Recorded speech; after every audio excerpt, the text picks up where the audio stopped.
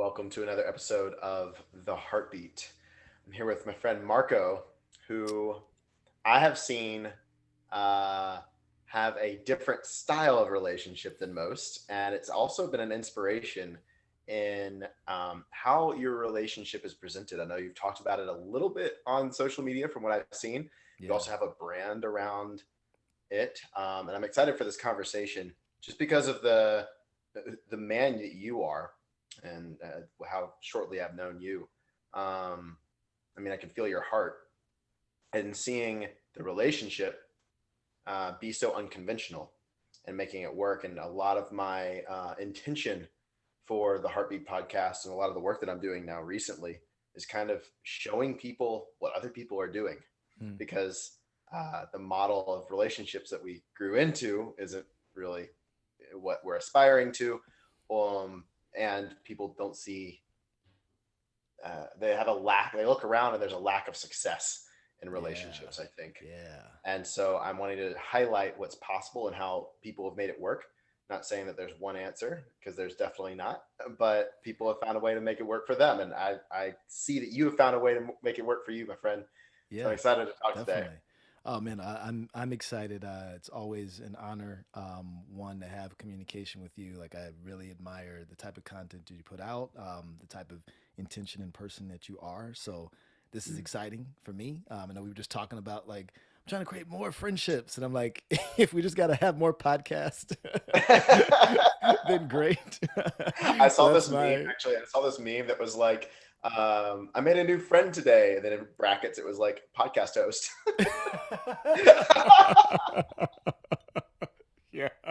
I Oh was like, man. Yeah, yeah, yeah. I mean, yeah. navigating a lot of stuff, but I think if you queued it up, like you said, we have an living in a unconventional relationship. So me and my partner in what we call a free relationship, and in that free relationship, the bounds of what we desire for ourselves and for everybody else is to be freed from any chains or any like have tos or any shoulds that are coming in their lives from how they grew up or from their parents or from religion or from anything, and instead looking at the world for like this blank slate. Like if I could look at Mm. relationship, look at myself, look at my identity as this blank slate where I could paint whatever it is that I want, right, with no judgment for whether or not it's right or wrong, and then look at it together and say, hey, does that look like a good painting?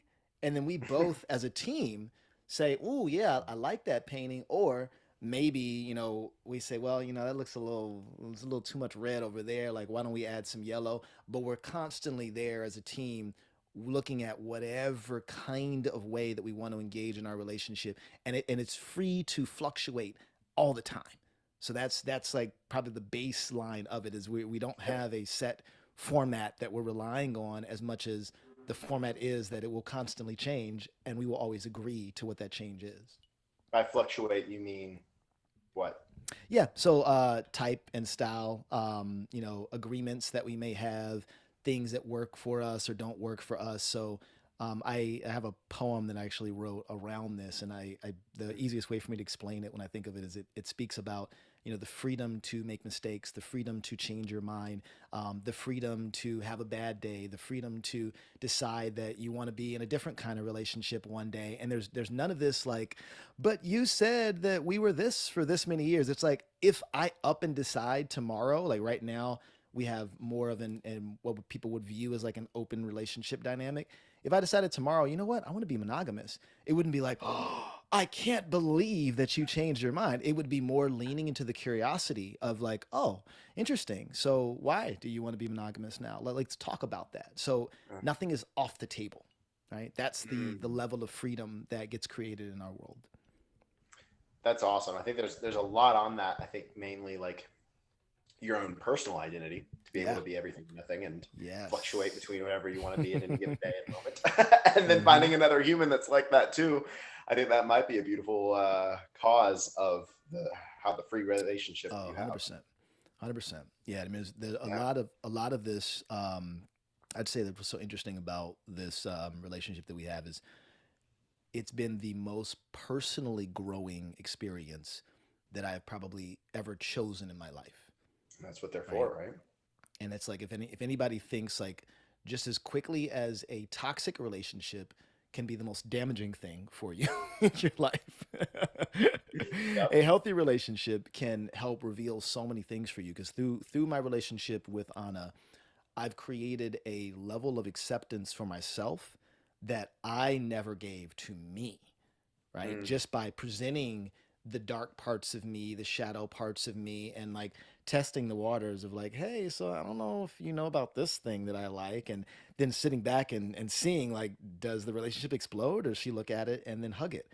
And mm, every moment that we have an opportunity for us to reveal a part of us and still love that part, we grow in deeper connectivity with each other and obviously in deeper connectivity with self. And that's mm, available for anybody. mm. Well, it So, takes a lot of courage to go there. oh yeah, oh yeah, Yeah. yeah. How long have y'all been together? We're now at 3.5 years. Yeah. 3.5 years. Awesome. Hmm. When did you know? When was it like, damn? Oh, immediately. Immediately. Really? Yeah, That's it's really funny because in the coaching work, and none of my clients take this as if I'm speaking about you, but there's a lot of times when I'm coaching couples or I'm awesome. giving like support for even a single person in a relationship, and ah, as much as I want to give them like communication tips and all that stuff, sometimes I see it and I'm just like, y'all should just break up. And, and Yeah. part of it is not just because of the experience that I had. That like when me and Anna met, it was like an immediate fuck yes. But it's Mm, also this feeling of something I've been writing about and battling with a lot. Is like the context of you can love and can create a good relationship with anybody, right? Technically, it's possible. And I remember I read The Power of Now, and there was a moment where I had this existential crisis, and I was like, wait a second, if we're all one and anything is possible, then like what would separate me from dating any Jane, Joe, Blow, Smo, Flo in the world than Anna? It would be totally just my preference, right?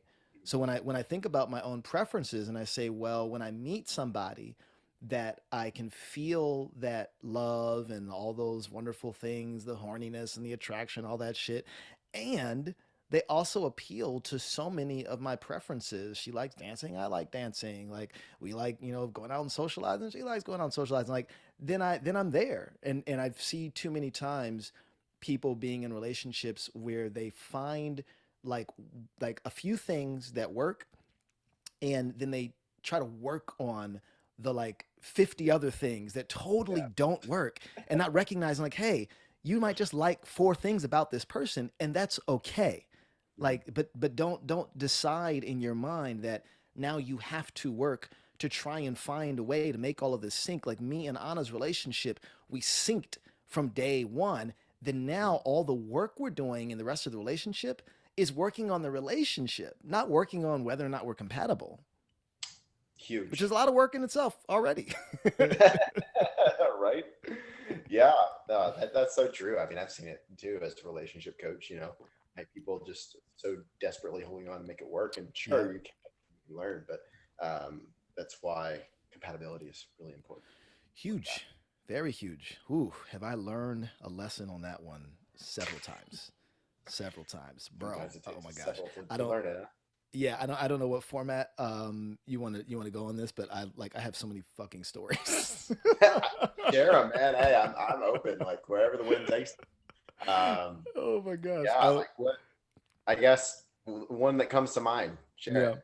Go Yeah, ahead. I so it's funny because I just remembered this was happening about like 2 3 weeks ago. I was scrolling through some old text messages and some email writings with the last person that I was in a monogamous relationship with, right?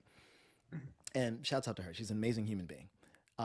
And at the same time, it was so clear how much incompatibility we had.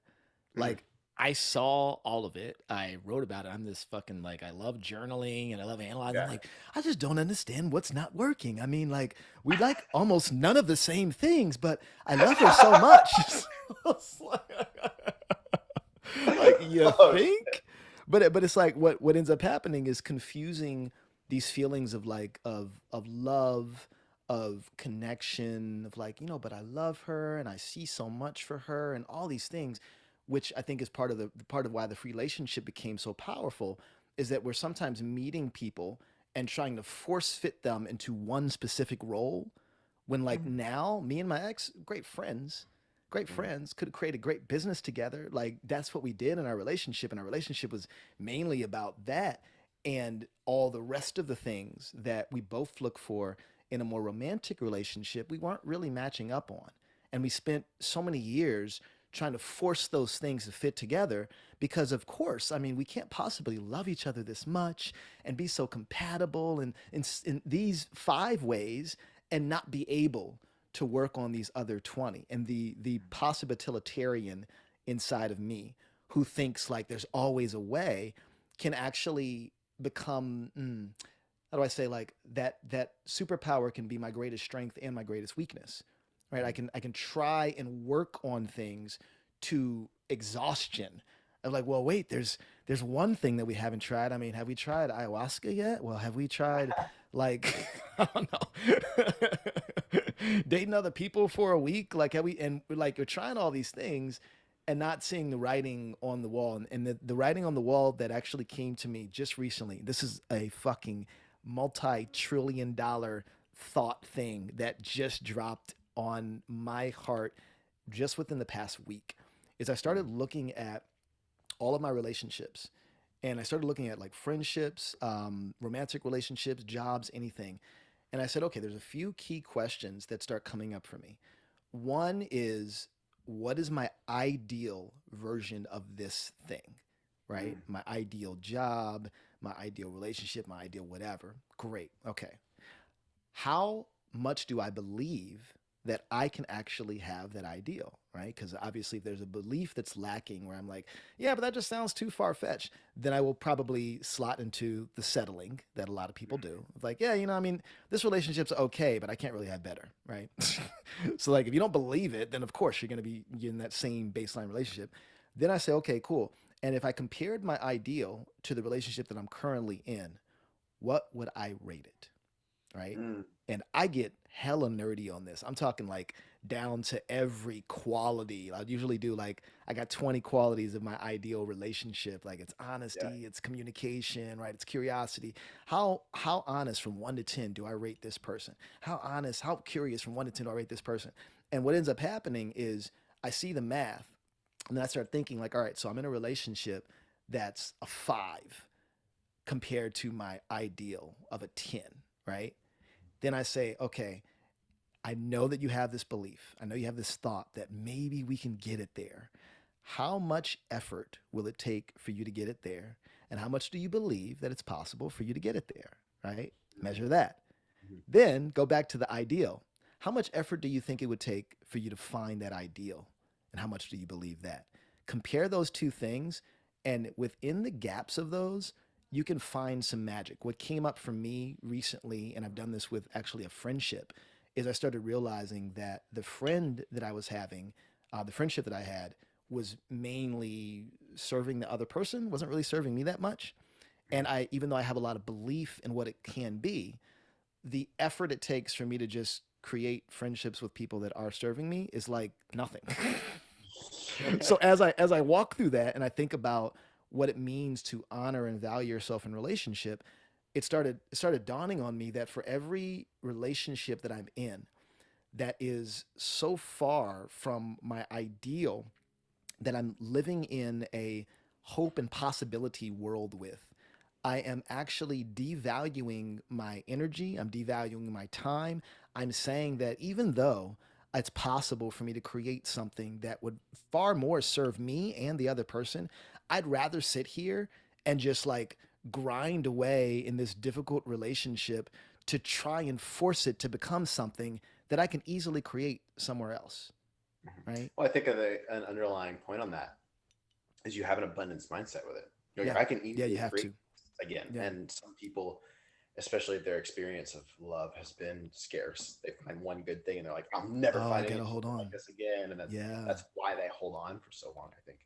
Yeah, yeah, and that's I mean that's a really good point because I will say that something that came up for me when I looked back on those situations is I know that my perspective on that now being with Anna is obviously very different than even just a few years ago because Mm, now I've found somebody where I know what's possible, right? So the whole concept of ignorance is bliss is like, well, now that I see this type of relationship, then when I feel that I'm in a relationship that is far less than that, it's very obvious. I understand the signature of it, right? Like I'm not like this is as good as it gets. I'm like, oh no, I know that it's better than this because I'm already in a relationship that's better than it. So crossing that chasm takes a lot of deep honesty and deep honesty for a few different areas, right? And like not only honesty about the kind of relationship that you're in, but honesty about that question of belief and effort, right? Because if you're honest about the fact that you don't believe that it could get better, then that's now an internal like deep dive for you like, oh, so wait, so if I'm really being real about why I'm in this relationship, it's because I'm afraid that I can't get something better. I've put myself into the mindset. Then I start asking the questions I always ask: is this in line with the kind of world I want to create? Do I want to mm, create the kind of world where I'm making decisions from the space of my fear and not from my abundance, where I'm literally sitting here thinking that, and I always say this, like I'm thinking that this wonderful, benevolent universe only has this one half-ass, shitty, but potentially under construction opportunity for me, rather than believing that there's something out there better for me. And maybe even if I haven't seen it yet, that I still get to hold on to that. And that's not easy though. Like you just said, it's not like I can't sit here and act like I don't have a biased lens because of what I've seen, mm. right? But that is still the core thing to tap into. Is like, do I have that belief? Do I Right. have that belief? Oh man, Just turning back the reflection on you. It's really like doing the inner work on that. yeah, Um, I have a question about your relationship because I know that getting a sense of safety is really important, and especially yeah, with your partner, creating safety is important. I think for a large majority of people, I would probably say myself included to some extent, um, get a sense of safety from a label, mm-hmm. calling Mm-hmm. it monogamous or calling Yeah, it open or calling it something, and yours is extremely free and fluid. yeah, And that's both appealing and I can also say somewhat like edgy yeah. of okay shit, well where's my safety in this? So how do you guys find safety for each other and support each other in that constant fluidity? Because it's an I mean just my own personal experience, it's enough trying to find it within myself when I can say Mm-hmm. I'm everything and what do I want Yeah, to be today and whatever, to find my own grounding in that, let alone with another person. yeah, yeah. No, it's a great question. There's a few things for us. Instead of it being rooted in a title um, or a single agreement, it's more rooted in our values and the direction that we desire the relationship to go in. And that safety is reinforced by continuous communication, Hmm. right? So I think there's a few core things that really support us, and I've said this so many times, and it's one of the most beautiful things that I love about our relationship is we have a commitment to each other's joy and highest joy. We do not have a commitment to us staying together in the kind of relationship that we're in. We do not have a commitment to it needing to stay polyamorous. We don't have a commitment to me needing to even live with Anna. Like, it's like the concept is, hey, I am committed to your joy, you are committed to my joy, and I'm committed to my joy. So if we stay with that as our north star, then I know that at any moment that you or me are feeling like, hey, this doesn't really make me happy, we're fucking communicating that, right? And as we're communicating that, because we're looking at conflict and we're looking at problems as two people on both the same side, the same team, staring at the problem, then that problem is over there. So even when it's a personal issue that I'm going through, or it's something that seems like, well, I've heard this in so many relationships. That sounds like your problem. Like, you need to go, do your self work. And I'm like, I will never be in a relationship like that. Because I say this shit all the time. Like, I am not responsible for how you feel. I am responsible for how I choose to support you. So me and Anna continually stay in this supportive base of like, hey, how can I support you? So if she's feeling jealousy, if she's feeling like, hey, I don't feel like you're not like really supporting me with our son, or if I'm feeling like, hey, I feel like I'm stressed out and I'm handling too much on the work side, whatever, then we talk about it. We have communication, and we know that at the end of the day, rather than there being a rule on how we're supposed to solve things, the reason why it becomes even safer is because every tool is available for us. So Mm. like, so in my world, I'm like, oh shit, so when we have a problem or when we run up on against an issue, we have an open wardrobe of, like, call it like the Narnia wardrobe, like a fantasy land of any possibility that we Mm. could use to solve it. So at that point, the only reason why a problem would stay a problem is because we actually aren't aligned. In which case, going back to the very first principle of, are we aligned to each other as a relationship, or aligned for each other's joy, it would then be in our joy to also break up. So it would still fall right in the same thing of like, we're doing a great job. We broke up. Good job, guys. Has that happened yet? Oh yeah. Oh, we've broken up a few times. The breakups are usually more emotional breakups from Anna. I love you, Anna. She, she sometimes she gets stressed out, and it's like, it's interesting because I think this is somebody had posted something recently, and I shared it about open relationships and things that are non traditional, and thinking that when you hear the way that we speak about relationship, that maybe like we don't have any problems or anything. It's like, no, no, no, we just have tools to deal with the problems when they come up. And because of the level of openness and honesty and sharing that we do, we probably have an even higher rate of the number of issues that we end up dealing with, because they're not stuffed in a closet like waiting to explode 3 years later. They're like You're like daily dealing with it on the spot. conversations. Yeah. Yeah. Yeah. So yeah, we break up for like a few hours sometimes, and then I'm like, really, Anna? And this and we get back together. I joke with her. I'm like, you do realize, because this is a free relationship, we can't actually ever like not be in a relationship. Yeah. It's It just would gonna just change change. Yeah, it would form. just change the way it looks. And that's actually, and then I'm gonna shut the fuck up. That's actually something that's really interesting about relationship to me, because even when we think about romantic relationship, it's like the boundaries of what we believe a romantic relationship to be are the only thing that is fixing the relationship in place in the way that we say we receive safety from it, right? But the reality is I say this all the time. I'm like, I'm in a relationship with the whole world right now, right? Like, I'm in a relationship with my Uber driver. I hop in the Uber, and the boundaries of a relationship are, I get in the car, you show up at the location, maybe we'll have some chit chat. Don't like shit on me or call me names or whatever. I give you a decent rating and we leave, right? That's it. So the depth of what's expected in the relationship is like smaller, but it's still a relationship. So when we start thinking about relationships that we're in, and deciding like, is this a real relationship or not? It's like, well, everything's a real relationship. It's just how many different agreements, and what are you trying to create in from an expectation standpoint with this person versus the Uber driver. I'm not going to go to the Uber driver and share my life story because I don't have an intention of creating a much deeper relationship with them, right? But with Anna, I will. Right. I'm Expectations. done. You got to shut me up because I No, start dude, getting this is good. excited This is about good. this. You're just flowing with it. I love it. No, not don't need to apologize at all on that. Sure, that was valuable for a lot of people that are tuning in, listening. Awesome. Yeah, man, I was just being present, listening. You kind of touched on expectations Yeah. and rules. I Yeah. think you mentioned. being committed to each other's joy. What others do you Hmm. have, if any?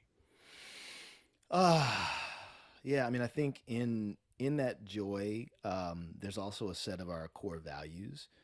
Mm, So honesty is a huge one, huge one. I've never been in a more honest relationship, and I never created a deeper relationship with what true honesty means than in my mm, relationship with Anna. Like I used to think, and this is really funny. Like I remember there was actually an ex that I had that I cheated on the first time I ever cheated on somebody, and through the process of that cheating, there was I think maybe like a few months into cheating, she asked me whether or not I was cheating on her, and I told her because one of my big rules as an identity story was I never lie. mm. So I never had to lie the entire time. So I'm like, I'm still doing good, right? Oh, holy shit.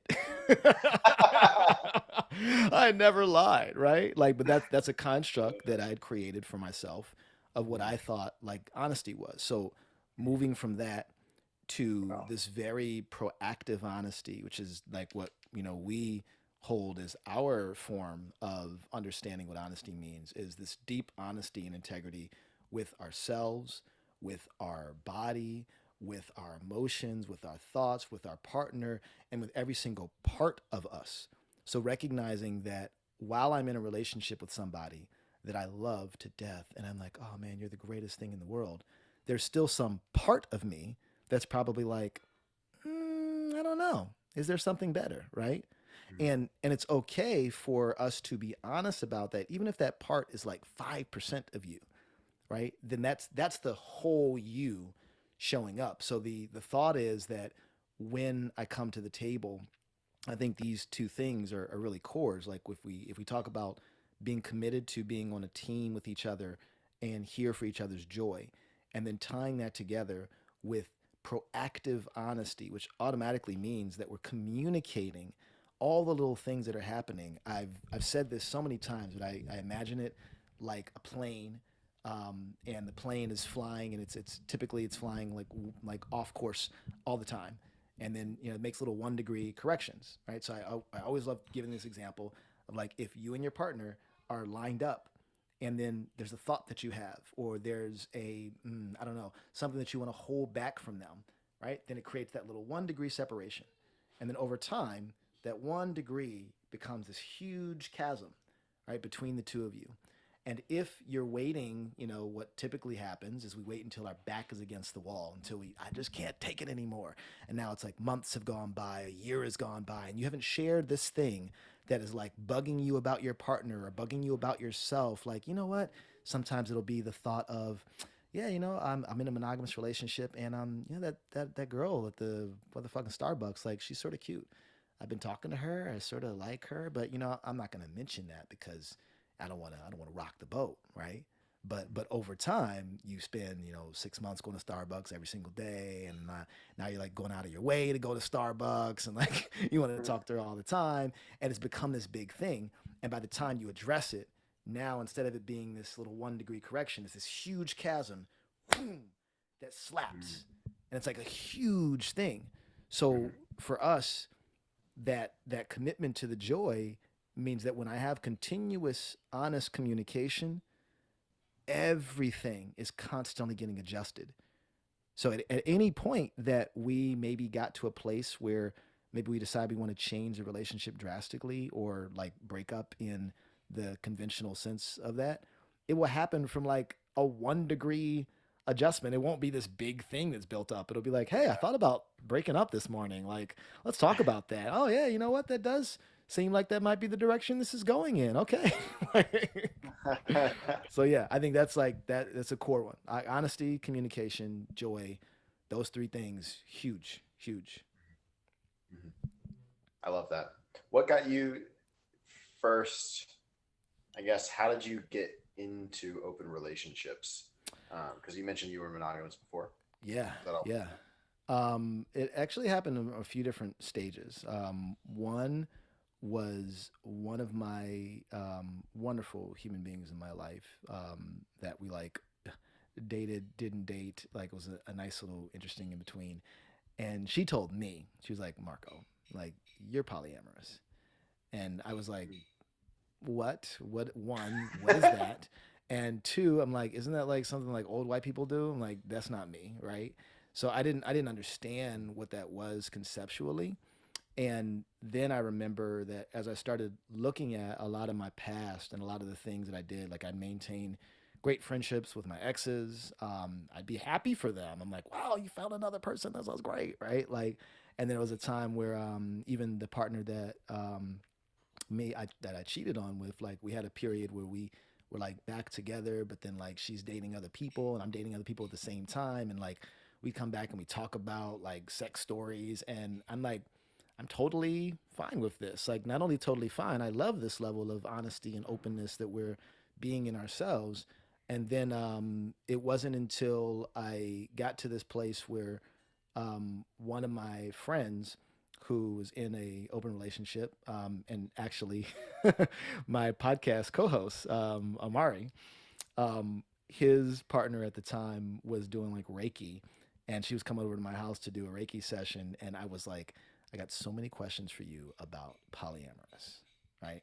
Polyamory, right? And I started asking her all the questions, and the shit just like clicked for me logically, emotionally, like everything. I was like, oh my God, like this is totally what I've been this entire time. And I just didn't know He was it. right. Yeah, I was like, I was wondering because I would always wonder, I'm like, why does it seem like I make so many friends? Like, I love people, I love relationships, and I would always get accused of, which we won't go into the origins of what ended up happening with the cheating, but I never cheated on anybody except for her, and I always get accused of cheating because I'd be so fucking friendly, and I'm like, I just like people. I'm like, Yeah. oh gosh, guys, like, and I never understood what was wrong with me.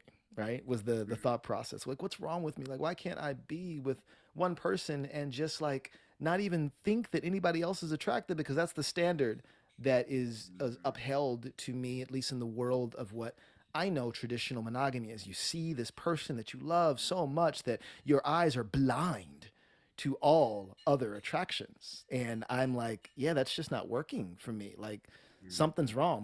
My monogamous like download system is like, it's broken, the update's not coming in, and I'm noticing that I still stay attracted to other people.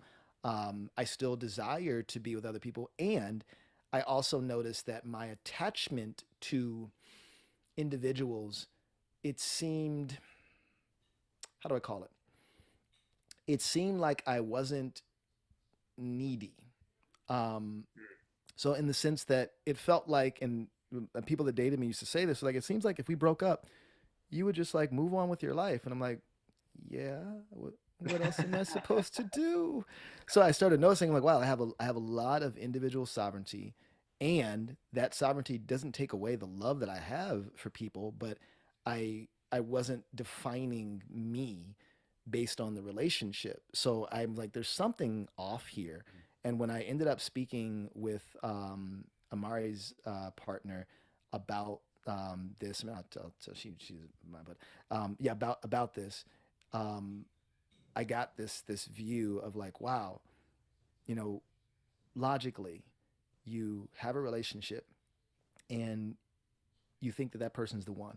And you're like, oh, this girl right here, like this girl, this guy, whatever, like, they're the one. They are the one. I'm definitely gonna marry them. You guys date for like 1 2 years, whatever, you break up, right? And after you break up, you're like, I learned so much from that relationship. Like, man, now I really know what I want in the next relationship. And you go and you find the next relationship and you're like, wow, this is so different from this last one. Like, I learned from that one. And now this person, they really are the one, right? Another 2 years goes by, whatever, you guys break up.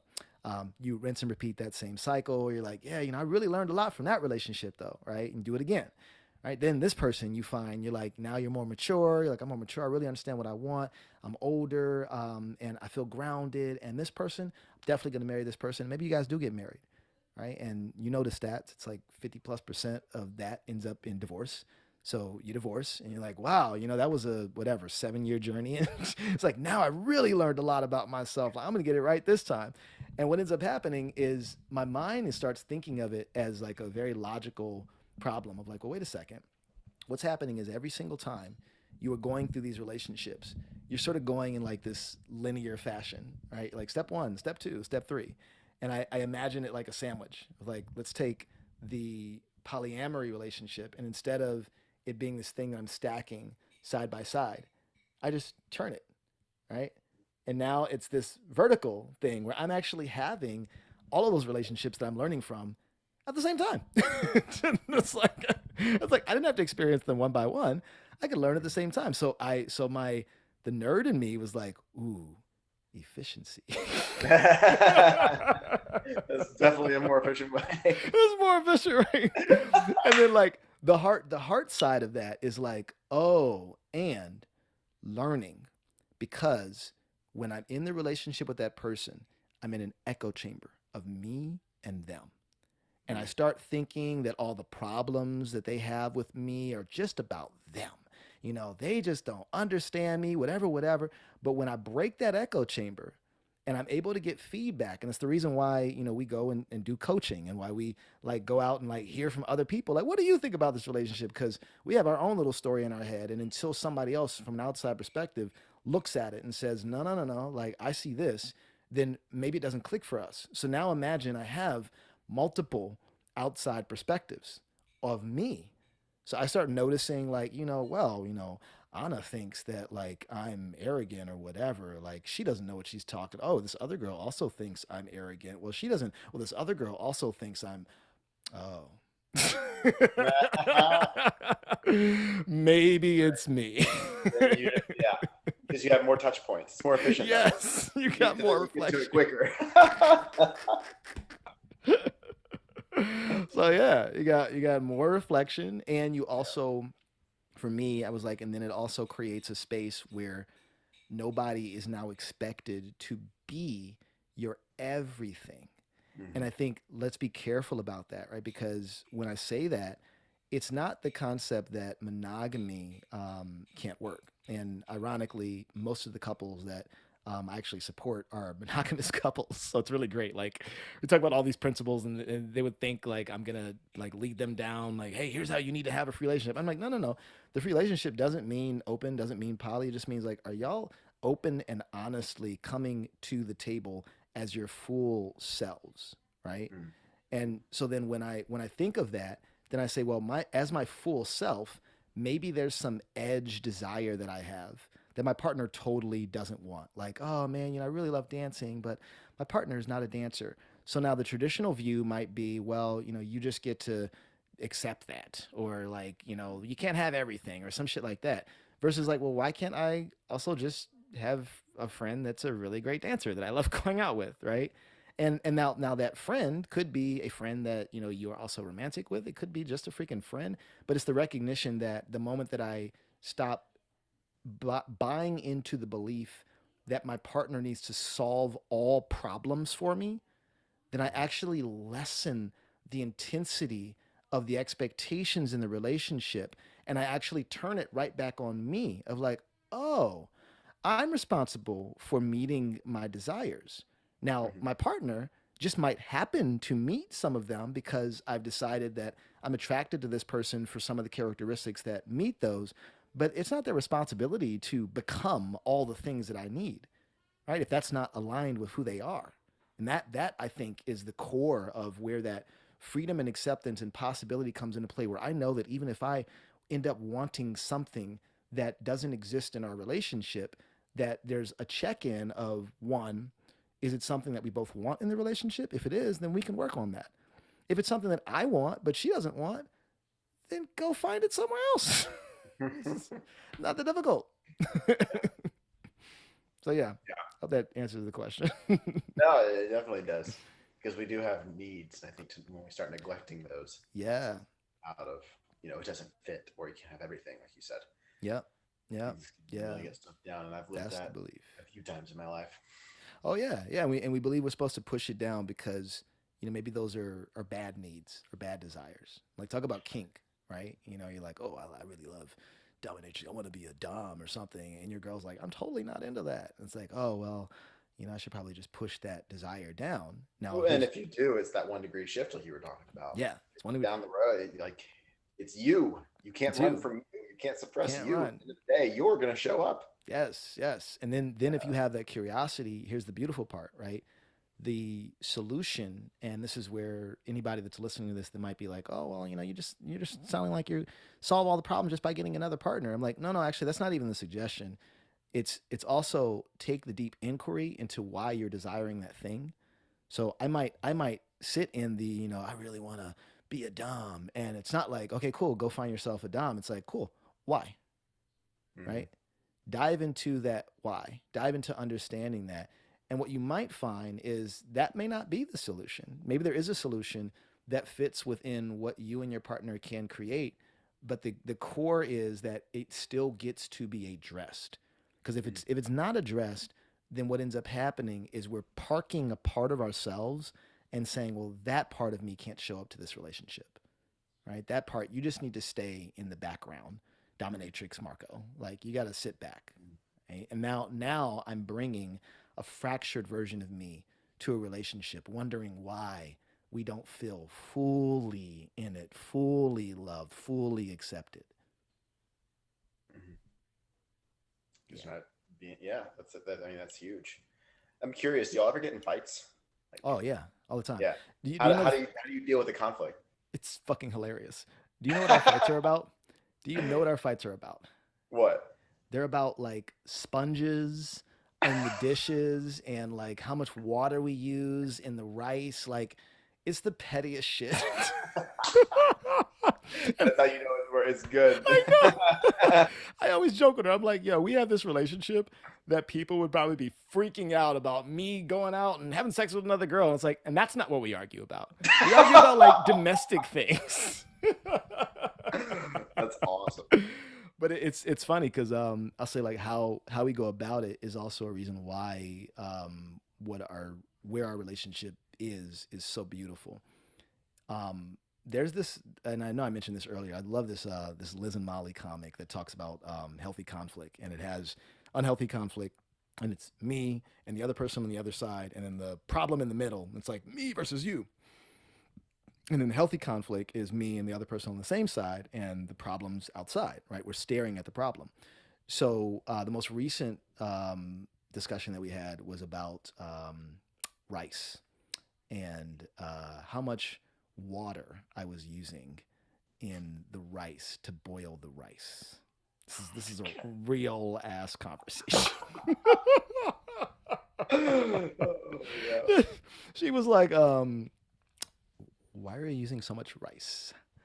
And I'm like, because that's how much rice I use. She's like, well, the instructions say to only use 2 tablespoons of rice. And I'm like, so? Like, because the fuck what the instructions say, right? And we hit this point where I'm trying to ask her, I think I was trying to ask her to explain like why that matters. And she was like, well, the instructions say it. I'm just wondering like why you use it. And then like I got into my little frustrated mode because here's the beautiful part about our relationship and about what it means to have full honest awareness. I'm aware that I have a trigger of being told that I'm doing something wrong when Mm, there is no actual consequence or issue, right? Like a rule for rule's sake kind of trigger. Like if somebody tells me like, "Well, Marco, you were supposed to like walk on the right side of the street." And I'm like, "Why?" Because that's the rule. If that's their answer, I'm like, "Fuck you." Don't try to hold me down. Like so my me doubling down on my freedom is like a big thing. And like the concept that like, yo, if you're going to enforce a rule on me, like you better explain to me why I need to follow that rule, right? So recognizing that now this conversation that seems to be about the rice has become way bigger, right? It immediately triggers all the times that I feel like that is happening to me from teachers or my mom or anything, right? And I'm acknowledging the awareness of that energy. So the distinction between why we probably only really have like little petty conversations left is when we have big conversations and small conversations, we're in constant awareness of speaking about our triggers, speaking mm, about our experience, but speaking about it not from the place of like, you made me do this. It's like, ooh, I am noticing the hell the light just got brighter. Interesting. Boom. Just got a blessing for this part. I am noticing, right, from a recorder's perspective, and I don't know if anybody is listening. If you look up like nonviolent communication, this is a huge thing that we do a lot. It's like I speak as if I'm observing something that's irrefutable, right? It's just the facts. Like when you said, this about the rice, I got angry. Felt this. Like, not you made me this, not like, when you were busy being a jerk and disrespecting me, like, no, no, like you own 100% of your experience. So, as I described, and we both went back and forth talking about the rice, I'm like, yeah, when you said that about the rice, like, then I actually felt like I was being told that I was doing something wrong. So I felt wrong. I felt, disrespected. I felt this, and then I was like, and then then I'm honest about the fact that, and actually I was a little triggered by something that I felt earlier. So I know that I'm bringing this into the conversation. So like it's this, the awareness has so many layers that are like, hey, just to give you the full download, this is me and all that I'm bringing to the table. I'm bringing to the table my trigger right now, the trigger from like an hour ago, the 5 years ago and 10 years ago person who did something like that to me too. So I'm just letting you know here's what's happening right now, right? So now what we do is what I call like experiencing my experience, is we allow each other to experience the experience of the person as much as possible. And this is what I believe is the core of oneness. It's fucking empathy. It's like if I recognize that at the end of the day, nobody does what they think is wrong, they're all making the right decision in their mind, then there's a reason why they came to the conclusion that they came to. When that person that's on the street and fucking robs you, like they didn't go out and rob you and they were like, oh man, I really shouldn't be doing this. They're like, yeah, this is what I want to do. Like if I didn't desire to do it, I wouldn't do it. So when we tap into that openness of, hey, I did this because this is what I desire, and here's how I react because, when I feel unsafe, then I want to close off, or when I feel unsafe, then I want to get angry. Then it no longer is, I reacted this way because you made me mad. It's like, no, no, no. There's a cause and effect. I am a fucking like little machine. And when my little trigger gets hit, then these are the sequence of events that I go through. Let's talk about that. So we have that open dialogue. And in that open dialogue, we end up coming up with so many solutions because it's not us versus each other. It's us staring at, cool, how do we solve this problem between our two triggers? Mhm. Right. Yeah. I love that Wow. perspective. To I've talk never about. seen it. Yeah. Yeah. So, It's so, pretty so awesome. who won the argument of how much water to use? Won. It's undecided. Yeah, it's undecided right now. Undecided. Yeah. You have your way, It's she has her way, Yeah, and exactly. And that's also I think the beautiful part, right? It's like even that question, right? There's a lot of arguments, quote unquote, where the main goal is not who wins, right? It's like mm, we win by gaining understanding. We don't then say, okay, cool, yeah, well now you have to use the amount of water that right. I use. It's right. It's like it's an open discussion. So when I asked her about the water, right, it became a deeper realization of like her views on water conservation, like all this stuff that weren't coming up. That now I'm like, cool, like yeah, you want to save water? I'll use less water. But it's like, but if it's like you're not following the rules and it's hitting my trigger, and then I don't understand like what's deep and valuable to her, that potentially I'm open to valuing as well, then we could just be stuck in a big back and forth of like, well, I'm not going Right. to use that much water. Well, I'm just it's like, oh, okay, that's why you You're want to seeing the do deeper that. reason on why Yeah, you have the there's a viewpoint in the reason. first place, seeing it with curiosity. Like, I love that. Yep, always a reason. So, Always a reason, that's man. So, amazing. Well, my computer is dying. oh shit. So I believe we're gonna have to come to an end. And I forgot to plug in the charger. All right. But I would love to know because I know you've got a course and talking about relationship stuff yourself. Are Yeah. y'all going in on it together? Yes, we are. Yes, we are. We're building Where the can people find relationship out more dating about that? game. Well, right now you can sign up on my Insta. So go to my Instagram. So Instagram.com/m Hansell, and follow us for sure. And then also, I have a text number that I do not have memorized. So let's see, I'll Is it pull it on up. your? It'll Yeah, be yeah, on there. it's on my Instagram, but I'll pull it up just to make it Yeah, you even can pull it easier for up. people. So yeah, my text number, which you can text, is oh damn, I thought I had it easily available. There it is. Okay, it is 310-504-1468. I'm gonna memorize that. And through that, you can get signed up for updates. So we're gonna be launching our first relationship series within the next 30 days. So yeah, excited about that. Very much so. That's awesome. I Yeah, love that man. you're diving into that together Yeah. because I know it's been this conversation. I've learned a lot. I'm sure other people have as well. So Oh it's man, needed, yeah. man. Oh yeah. I want for everyone to be in fuck yes relationships or to realize how much of a fuck no the relationship that they're in is in. So like I Yeah. like random anecdote. I remember there's a couple recently that we broke up, and both of them were like sending me like voice notes like, oh my gosh, like thank you so much, from this joyous place, because they're like, wow, like Mhm. you letting us know and helping us see that we should not be together was actually the greatest blessing. And it redefined my thinking about like successful relationship is not just you all staying together at all cost, right? It's like Right. you both being in a space where you're honoring yourselves. And if honoring yourselves actually looks like you not being together, like that's a successful relationship. Right. Right. What real fast, we've got like 5 minutes Yeah.